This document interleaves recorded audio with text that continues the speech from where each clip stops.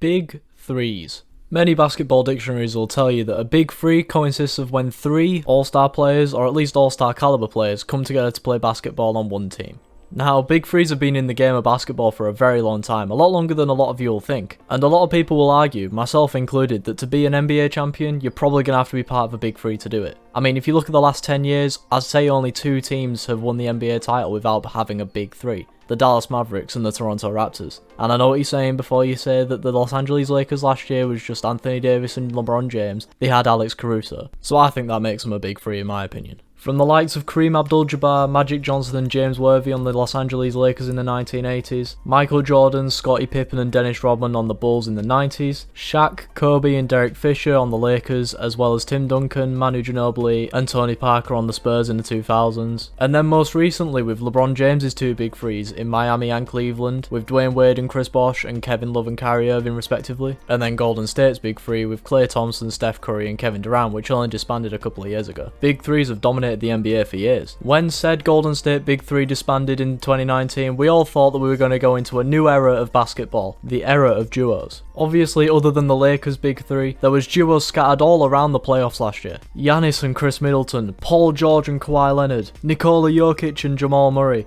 Jason Tatum and Jaylen Brown, Bam Adebayo and Jimmy Butler, Ben Simmons and Joel Embiid, Luka Doncic and Porzingis, just to name a few. And that was quite a lot as well. I don't know why I said a few. And even then, going into the start of this season, we got to see some more amazing duos being formed. KD and Kyrie will be playing for the first time together. Until Klay Thompson got injured, we were going to see the Splash Brothers again, Steph Curry and Klay Thompson, CP3 and Devin Booker, James Harden and John Wall on the Rockets, and Zion Williamson and Brandon Ingram were going to be playing their first full season together too on the New Orleans Pelicans. And whilst a lot of people thought that Brooklyn's duo was going to be superior and win them their first NBA title, they've pretty much just gone and made it a certainty by bringing in a big three and then making it a super team too. And today in Beyond the Arc, I'm going to tell you how I think the Brooklyn Nets have ruined the NBA this season, as well as maybe going through the reactions on the All-Star game too. But before we get into it, like and subscribe if you're listening on YouTube. I'm trying to get to triple digits in subscribers as soon as I possibly can do, and also follow if you're listening on Spotify or any other podcast platform. So, like I said in the intro, the Brooklyn Nets and the Houston Rockets started out the season with a decent duo. The Rockets had John Wall and James Harden, and the Nets had Kyrie Irving and Kevin Durant.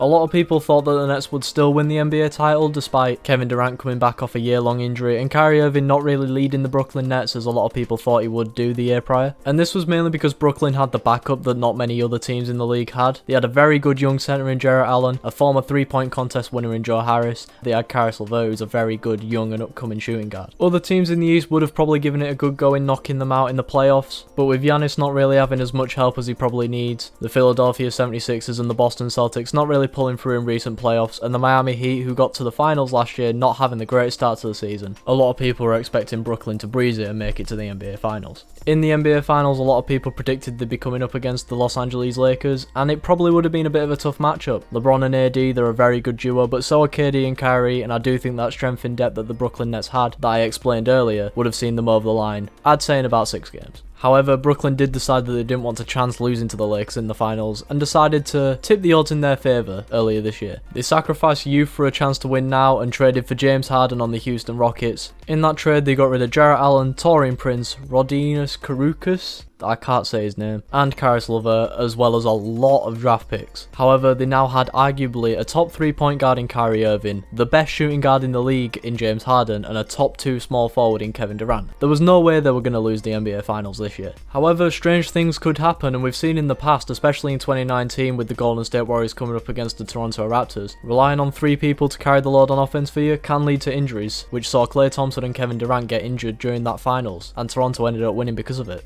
Well, not entirely because of it, but, you know, it probably helped. And while Brooklyn probably have been the best team in the league ever since they traded for Harden on the 14th of January, they've won 17 out of the 24 games that they've played, including 2 wins against the Los Angeles Clippers, a win against the Los Angeles Lakers, and 2 wins against the Miami Heat. But at the end of the first half of the season, the Nets only went into the All-Star break second in the conference, and well, Kevin Durant was scared. He was quaking in his boots, his timbers were most definitely shivered, whatever that means. And he thought, well, why have 3 All-Stars when you can just have 4? When Blake Griffin had his contract bought out by the Detroit Pistons a few weeks ago, a lot of people thought, where's he going to be going? He's probably going to end up going to an All-Star level team, isn't he? Maybe he'll end up going back to the Los Angeles Clippers, the team that drafted him, and team up with Kawhi and Paul George there to form a big 3. Or perhaps he could head to the other side of Los Angeles and play for the Lakers with LeBron and AD and make that big 3 to challenge the Brooklyn Nets too. And even though I did say last episode that he's kind of fallen off, there is no doubt that he's still an All-Star level player. He did make the All-Star team a couple of years ago, let's not forget, and therefore big teams would want him. So, with a chance to potentially make the league interesting again, where do you think Blake Griffin went?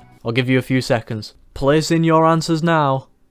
Yeah, he went to the Brooklyn Nets. Now, my first thought when Blake's signing was announced was, where the hell does Brooklyn have all this money to pay all these All-Star level players from? Well, it has come back recently that Blake Griffin has only signed a $1.2 million contract for the rest of the season with the Brooklyn Nets, and that might sound a lot for you guys listening at home, but for an NBA All-Star, it's pretty much pennies. If you compare it to his contract in Detroit, he was going to be owed about $35 million next season, so it is pretty clear that he's chosen a chance to win his first NBA title, and probably the only chance he'll get to win an NBA title in his career this season rather than money. And well, I guess I don't blame him. I mean, I don't know Blake himself, but he's probably sorted for the rest of his life. He probably doesn't need money. So if a chance to sign with the best team in the NBA comes up instead of staying with the worst team in the Eastern Conference in the Detroit Pistons, it's really a no-brainer for him. So for his career, I guess it's the right choice. But as a fan, and as someone who doesn't really support a team in the playoffs at the moment, although Chicago are doing quite well, I'm fuming. I don't think I'm wrong in saying that nobody knew who was going to win the NBA title this season before the season started. You know, it's not like 5 years ago where you just knew it was going to be Golden State and Cleveland in the NBA Finals. As a Chicago Bulls fan, I was looking forward to, come the back end of May when the playoffs start, sitting down to watch the playoffs, maybe watch the Bulls get knocked out in the first round, and then just watching the rest of the playoffs as a neutral fan, not really caring who was going to win. And not really knowing who was going to win too. You know, you had both LA clubs, you had Boston, you had Philly, you had Milwaukee. There was at least 5 teams who could have won the NBA title this year. But Brooklyn have decided that they didn't want that competition, and well, they've probably become the most hated team in the NBA because of it. Because I'm pretty sure I speak for everyone when I say the only people that like a super team are the people who support the team with the super team. And it's also made a lot of people re-hate Kevin Durant. Back in 2016, everyone that wasn't a Golden State fan hated the fact that Kevin Durant joined the Warriors after they'd just finished 73-9 in the regular season the year before. The Warriors were already clearly the best team in the West, and they were the best team in the NBA too, despite choking the finals, blowing a 3-1 lead against the Cleveland Cavaliers that year. And the regular season record that they posted, they only lost 9 games, that's the best ever in an NBA season. So even though that Durant put up great numbers for the Golden State Warriors, he won the finals MVP in the 2 finals that they won in 2017 and 2018. A lot of people didn't give him the respect he deserved for him because he joined the Golden State Warriors, who were already amazing. So when he joined the Brooklyn Nets in 2019, people started to like him a little bit more. Yes, he still had an all-star guard in Kyrie Irving, but for Kevin Durant it wasn't about whether he could do it on his own or not. He still had all-stars when he played in OKC and people still liked him there. It was the fact that he could have chosen just to stay on the Warriors and keep winning titles there, but instead he made Brooklyn a good team when they were pretty much average for seasons before. And if he helped Brooklyn win titles, there was never really going to be any questions asked about whether they were legit or not. Saying that he only won it because he had Kyrie Irving doesn't really pack as much of a punch as saying he only won it because he had Steph Curry, Klay Thompson and Draymond Green by his side. But with the addition of 2 extra all-star level players, Durant's just made another dynasty, and a lot of people are wondering whether he's an actual legit franchise player that tries to work for his titles, or if he's just someone who will take the easy ride and just repeatedly play for the best team in the NBA, winning titles along the way. It is safe to say that Durant really knows how to win an NBA title now, playing for what was an underdog team in the Oklahoma City Thunder and never making it to the NBA Finals and failing 3 times in the Western Conference Finals. He knows that 99% of the time an underdog team won't win an NBA Final, and if he wants to win titles, he's probably going to have to do it on a big 3 or on a super team. So if that's the end goal for his career, if he wants to win as many titles as possible, then fair on him. However, as a fan, I think he's ruined the NBA this season, and I'm going to be supporting anyone but Brooklyn in the playoffs this year. So, what else happened last weekend? Oh yeah, the All-Star Game. I mean, my last 2 episodes have been specifically on the All-Star Game, so there's definitely no reason why I shouldn't talk about it now. But just so you guys don't get bored about me talking about All-Star things again, I'll limit myself. Here are my All-Star Weekend reactions in about 5 minutes. And holy lack of anticipation, Batman. Let's just say that no one, and I mean no one, really cared about the All-Star Game this year. And no more than Kevin Durant, who just decided to draft a very bad team and then dip out of there as soon as he possibly could and get injured. You know, it's mental that Kevin Durant can create a super team over in Brooklyn, but he can't draft an All-Star team to save his life. Like, he just let LeBron James, Steph Curry and Giannis Antetokounmpo stay on the same team. Like, what was he expecting he was going to happen? They were never going to win. And then you also have LeBron James, who's supposed to be the other team captain, who only played 13 minutes throughout the whole game. So nobody really cared, did they? Well, other than Giannis Antetokounmpo. The Greek Freak ended up winning All-Star MVP, taking 16 shots and making all of them. The dude was a beast. I mean, he was even banking in 3-pointers, which is crazy to say given the guy's jump shot's about as inconsistent as an upload schedule on my channel. He was out there looking like the Greek Steph Curry. And speaking of Steph Curry, he played pretty damn well too. Christ, the segues on this show are pretty top tier, aren't they? Having Steph Curry and Damian Lillard on the same team was pretty entertaining. They were just doing a anything you can do, I can do better from the 3-point line. They both ended with 8 3-pointers each, including a game winner from Damian Lillard from half court to reach the 170 points total that they needed to win the game. And they also gave Atlanta's Tannoy announcer? Is that what they call them? I don't really know, but they gave him a pretty tough night, announcing all of the threes that took place during the game. But it was good to give him something to do, given he probably spent the rest of the night crying into his bowl of cereal, given the fact that Trae Young didn't get picked to the All-Star team this year. I don't know why he'd have cereal, given the game took place in the evening, but we'll roll with it. Staying with Steph Curry, and he won the 3-point contest this year. In what proved to be quite a dramatic finish, he beat Devin Booker's replacement in Mike Conley with his final shot of the contest. And looking back, you can't help but feel sorry for Mike, because Steph really does know what he's doing there. From the second the ball leaves his fingers, he knows that's off into the net. And whilst Mike looks like he's enjoying himself, having a bit of a laugh with Donovan Mitchell, you can tell he's probably crying inside. Putting Mike's crush dreams aside though, this was the second time that Steph had won the 3-point contest, and he dedicated this win to his injured teammate Klay Thompson, which was pretty sentimental. Elsewhere, Domantas Sabonis won the skills challenge, which makes him obviously the most skillful player in the NBA, or something along them lines. Although don't tell me it wouldn't be funny if everyone just called him the most skillful player in the NBA for the next year. And those were the only 2 contests that the NBA held during the All-Star weekend. But dude, what about the dunk contest?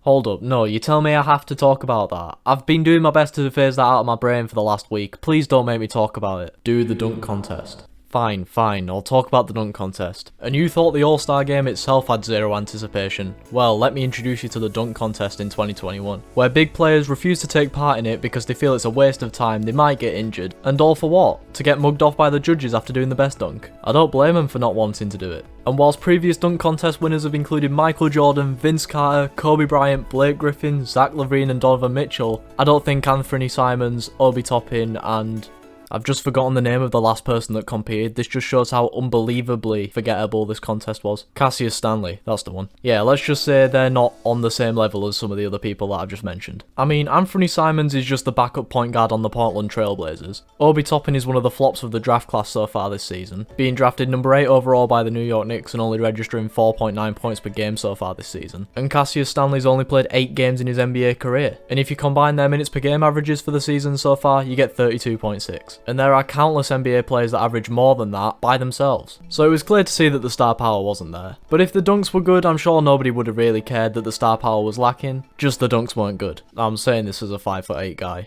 who can't even reach the rim.